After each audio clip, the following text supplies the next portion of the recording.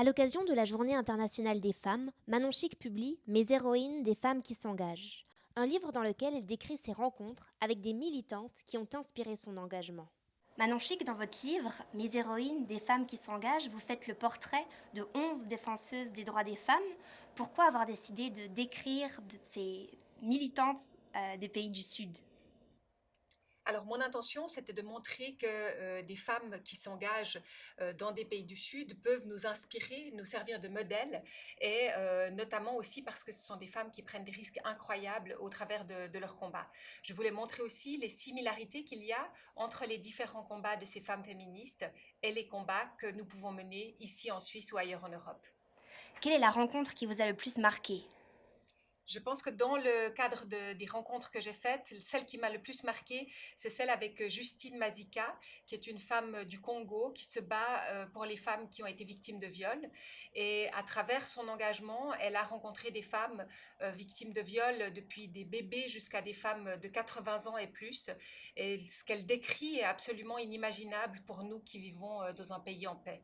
À travers votre livre, nous faisons la connaissance de femmes au destin incroyable et au parcours semé d'embûches, comme une ancienne enfant soldat, une militante homosexuelle en Ouganda, ou encore, comme vous venez de le préciser, une défenseuse de femmes violées au Congo.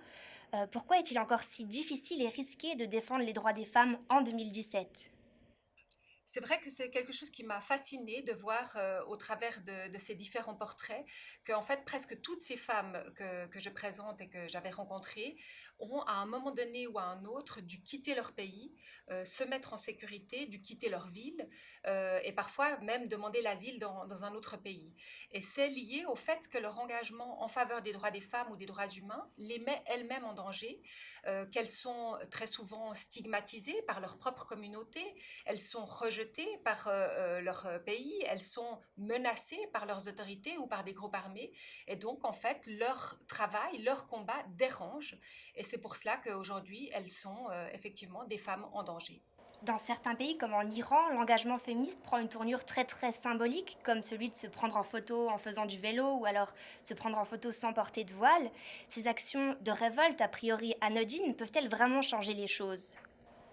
Alors aujourd'hui, on voit que le militantisme passe effectivement par tout un chacun ou toute une chacune, je dirais. C'est-à-dire que les femmes s'engagent sur les réseaux sociaux à leur niveau parce qu'elles ne peuvent pas forcément faire de la politique ou créer une association.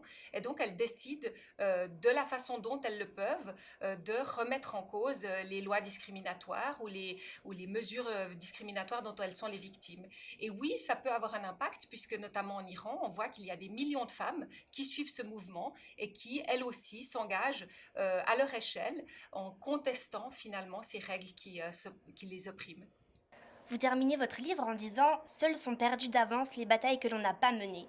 Est-ce un appel aux lecteurs et aux lectrices pour s'engager coûte que coûte pour les droits des femmes?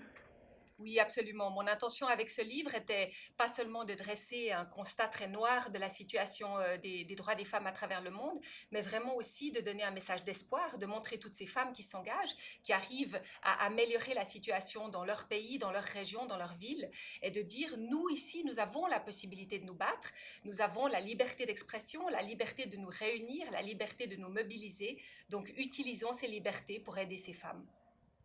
Merci beaucoup. Mes héroïnes, des femmes qui s'engagent sera disponible dès le 8 mars aux éditions Favre.